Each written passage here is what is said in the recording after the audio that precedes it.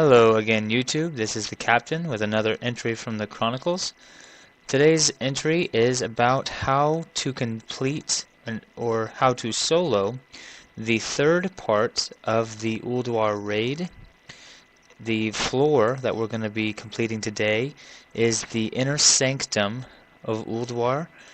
It's going to have the bosses Freya, Oriaya, Thorim, and Hodir. We're going to complete these four, and I'm going to show you how to defeat each one of them.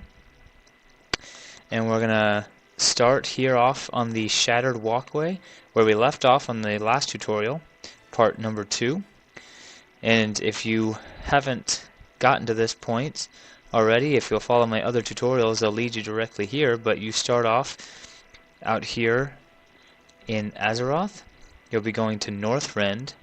You're going to go to Storm Peaks, you're going to go to here to Ulduar, and then of course inside Ulduar you go through the Grand Approach, you go through the Antechamber of Ulduar, you go through the Shattered Walkway through Kolgarn, and you will arrive here in the inner sanctum of the Ulduar Raid. Now again, this is the third part in a mini-series that I am doing on how to solo this raid, and obviously my suggestion is to have the requirements of a level 100 or greater, no less than 95. I don't believe you can complete it at that level, but we are going to go ahead and start.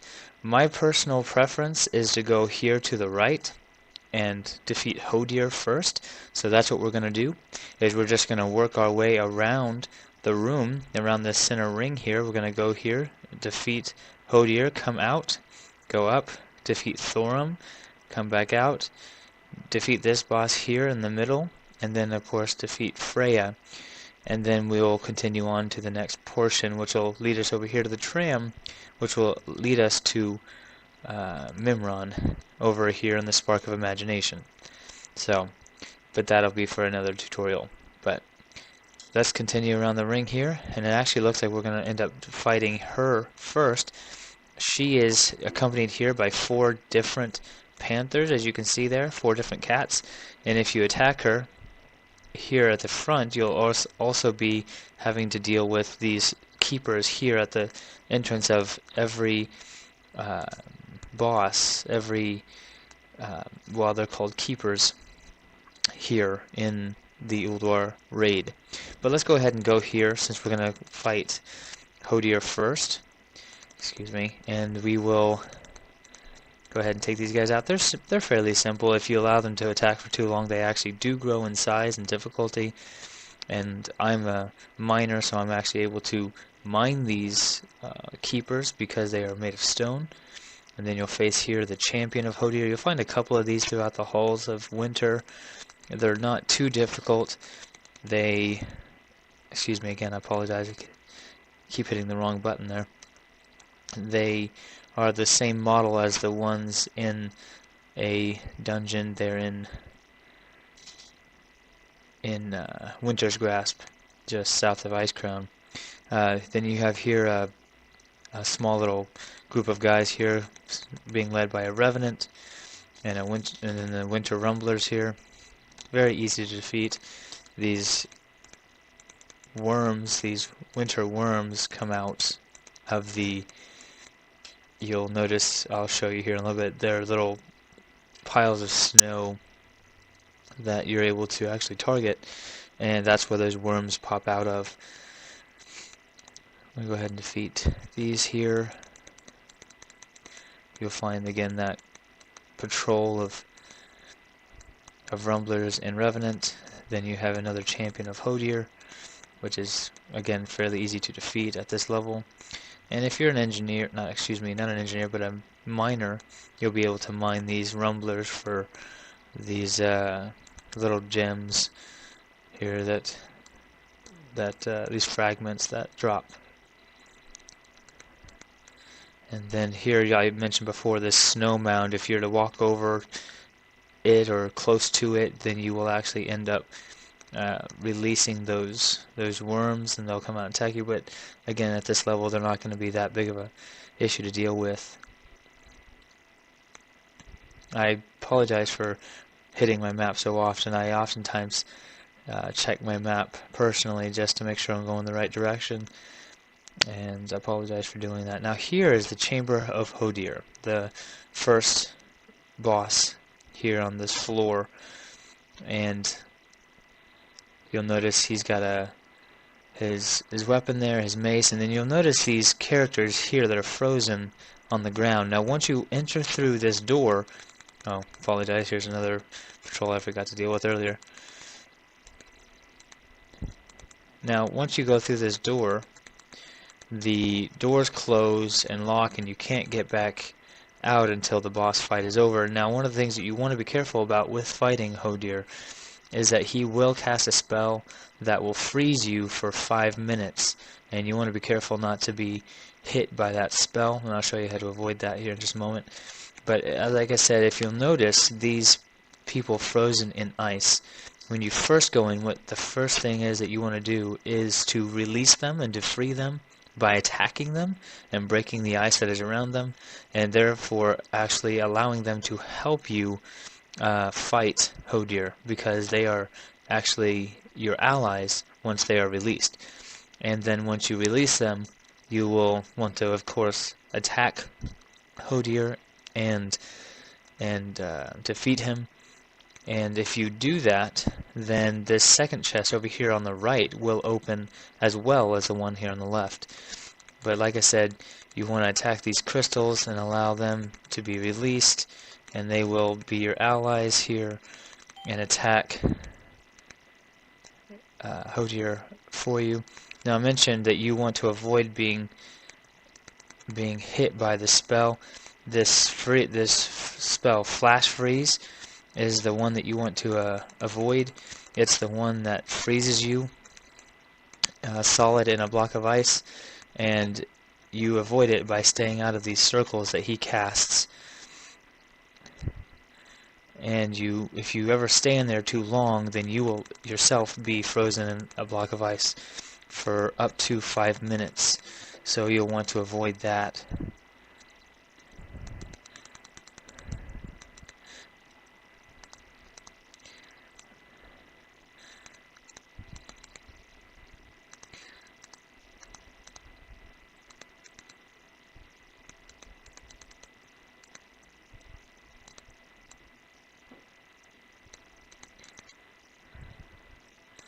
Alright, so he is then defeated. You'll notice, oh, he flash froze me. And as you notice, if this does happen, you won't take any damage. The damage will be just reciprocal from the spells that he cast previously. Like, for example, this Biting Cold. It only lasts for another couple of seconds, but the Flash Freeze itself does not itself do any damage. It is a little annoying to be hit by it, because it does encase you for 5 minutes, but as you can tell, Hodir is gone and there is no one attacking you. You just remain frozen and immobile for 5 minutes. But like I said earlier, if you release these allies here that were frozen in snow and ice, it will unlock this rare Cache of Winter as well as the Cache of Winter that is over on this left side. If you do not release those allies and just take Hodir out by yourself, just this Cache of Winter will open and not the rare cache. The rare cache will stay locked. So I'm going to go ahead and transfer over into after this block of ice is over.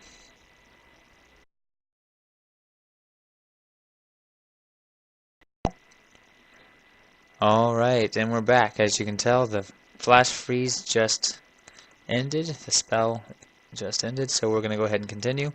We're going to open over here the Cache of Winter first, and then go over here to the Rare Cache of Winter, and open it. And that is how you defeat Hodir. Now, Hodir drops... those Caches of Winter actually contain this Staff of Endless Winter, which is a really neat transmogrifiable piece.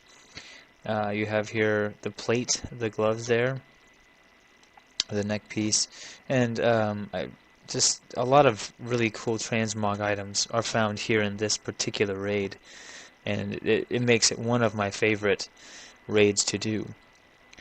But anyhow, once you finish defeating Hodir, he will actually appear out here as one of the keepers, and that is for another purpose, which we'll discuss in another tutorial. But we're going to continue on now that we've defeated Hodir, and continue to go on and defeat Thorim. And of course, you have here the two keepers of the entrance here. I'm going to go ahead and defeat them really quick. And of course, these keepers, once they are attacked, obviously grow in size. And you have here your Ravagers. And we'll just continue down this hallway until we get to Thorim. Now, one of the things that you want to be careful of when fighting the bosses, even though we are a higher level than the bosses are, and we are seemingly able to defeat them easily, they still have skills that will affect you no matter how high a level you are, such as freezing in a block of ice, or being stunned, or being silenced, and things like that, that will make you unable to attack. So always be careful and mindful of that. Now, this is Thorim's arena around this area here, and that's Thorim up top, and we're going to go ahead and let him just continue his little monologue there. We're going to go over here, flip this lever, and continue on down through here. This is a hallway that will actually lead you around and up the stairs that lead up to behind him, which is where we will be able to force his attack here. So we're going to just go through here, kind of just aggro these guys a little bit, gather their aggro and attack them, take them out. Go ahead and take out this Colossus. He's guarding the door to the next area. See this skill here, Charge Orb, is a skill that the assistant to Thorim uses to attack you. But they're out there in the arena right now, and we're still in the hallway. We're gonna be coming up behind him. I'm gonna take out this Guardian here. The door will open. Now be absolutely sure when you're walking through this area that you do not step in these circles on the floor, because they will attack you with electrical energy and will damage you. And actually, even though that's another attack, excuse me, that he uses there. But even though you're higher level, it can actually stun you and cause continuous damage, which will eventually kill you if you aren't careful. So here you can attack Thorim. He'll jump down, you jump down with him, and just keep him targeted. Don't worry about the trash mobs for now, because they'll die, like you saw there, really quickly. And then just unleash all your more powerful skills and chain skills here, so that you can take him out quicker. And there you go, he's defeated. Now, even though he's defeated, his apprentice up there will sometimes continue to attack you, although now he's been dealt with too, so he's dead. And now you're able to open this Cache of Storms, which will give you its own set of drops here. Now you see the Scale of Fates, which is a trinket, which is really nice if you're lower level. You can give to one of your lower levels. This dagger, Dashel's Bite, it's a really cool transmog item. Here you can see that one there. What else in here? You have the Skyforge crossbow, which is a good transmog item. But yeah, Thorim has one of the cooler transmogs here in this raid here. But anyway, like I mentioned before, whenever you saw that we defeated Hodir, he jumped out to this inner ring. Thorim also does, and all the keepers will, once defeated. take their place in this inner ring here, in this inner sanctum. Except for Oriaya, I believe she does not have a place in the room. I believe that it's just Hodir, Thorum, Freya, and then of course Mimron, which we're going to defeat in the next tutorial. But let's go ahead and take out Oriaya now, and go ahead and get that out of the way so that we're not having to deal with her all throughout the room.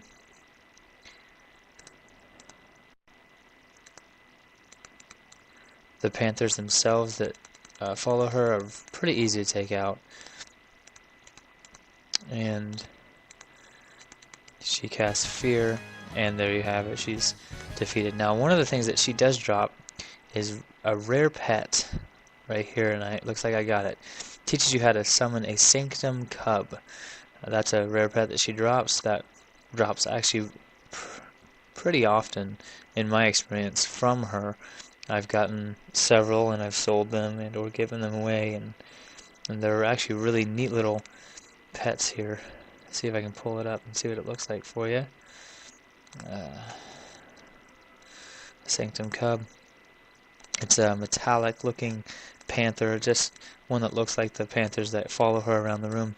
But yeah, a really neat little pet. Rare pet that drops from her. And then of course the rare pet that we found earlier that dropped here, the Runeforged Servitor. And I'll show you what that looks like. The Runeforged Servitor looks like one of those colossuses that was in the hallways over there. So yeah, and those are the pets that we've gotten so far through this raid.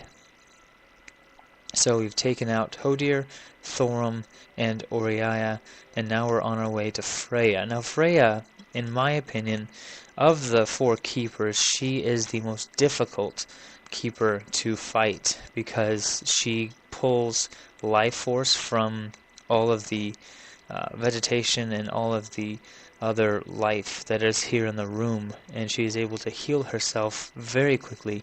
Even at this high level, she's able to take the damage and heal faster than you can damage her.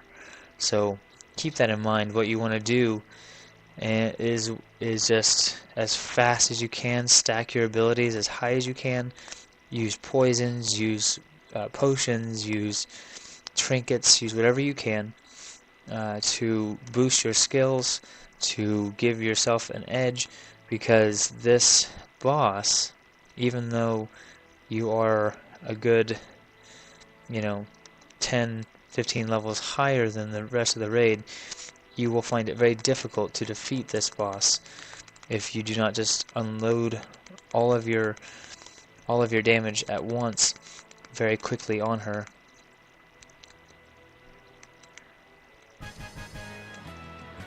And there you have it. There, she was defeated. I've done it where I try to methodically gather all the aggro from the room, and then go and try and kill her without any other life being in the room. And she actually rezzed them and brought back to life some of the plants and healed herself. And it took me almost 40 minutes just to beat her alone at level 100. So, like I said, you want to make sure that you use every single edge you can possibly get to kill her as fast as you can, or she'll heal faster than you can kill her. So, anyway, with that said and done, we're going to move on to the tram, and I'll show you where that is, and then we will be done with this portion of the tutorial, and we'll move on to the next one here in a bit. So let me show you first how to get to the tram. Once you have beaten here Hodir and Thorum and Freya, we're going to go down this hallway, which is called the Corridors of Ingenuity, and head over here to the tram. So as you can see here, the people that we fought and defeated here, you have Hodir, you have Thorum, and you have Freya over here. And once you defeat Mimron, he'll take up this spot here, looking down on Yogg-Saron's prison, which is down below. But we're going to go here to defeat the keepers here, standing at the entrance to the corridors of ingenuity. Excuse me, I did it again, I apologize. And we're just going to go ahead and leave that mining opportunity alone. Come down here, defeat this trash here that is in the hall.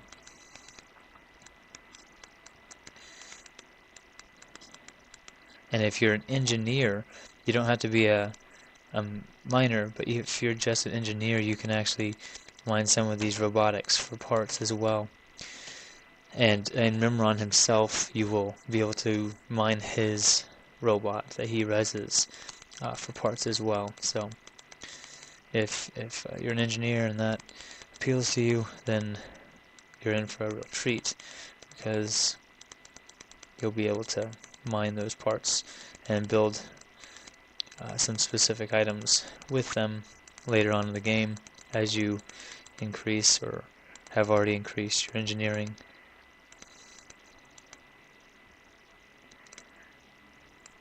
See here, I'll mine them to give you an example. They'll give you these sprung whirligigs, or where's the other one here? I can't find it, but anyway, you get the idea. It'll give you some mechanical parts to use in your engineering later on.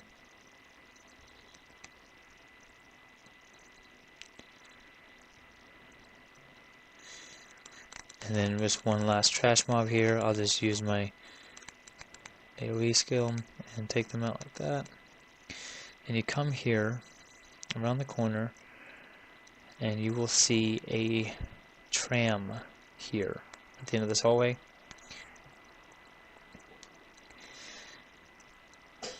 And this is where we're going to conclude this tutorial, so that the next tutorial will just start right here, and I'll show you how to get to Memron using this tram here. And like always, if you appreciated the video, if you found it helpful, just be sure to like and subscribe and share, and I will see you guys next time. Thank you.